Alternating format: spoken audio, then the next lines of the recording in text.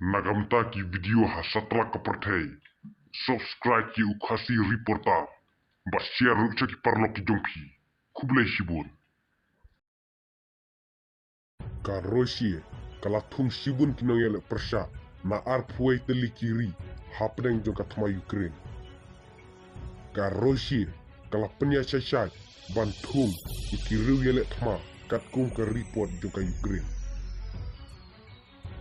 Ka report ka bami na ka nongba Kiev la ongba ka Rosie kala shimwai yeki shipai kumba arphuai teli kiri. Ban yale persha ya ka Ukraine. Katkum ka report jongka Ukraine ki shipai ki badang shu deptul kila ktong persha ki nong pedwer bad ya ki kena skul. Ka Rosie kala thum ya ki shipai thmai na Cuba, Nepal, ba Central Asia. Ka India ru ka dei ka we ka ri ka bala kedeu haka report jongka Ukraine.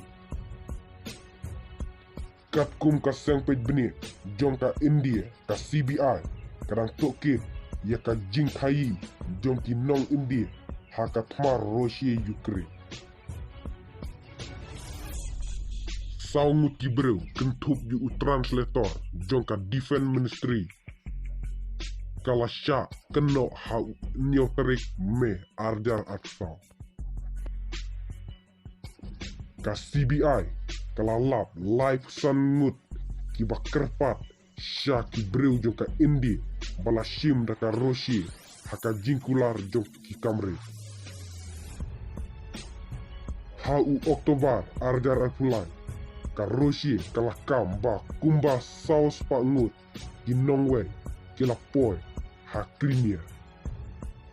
Kita ki saus pa ngut ki breu kila penkre ban join bat ka kenhun sipai jongka Rosie. Ki Defense Minister jongka UK ro kila keno ye ka Rosie bakala sedang ban pendan kam ya kiwe pat ki sipai.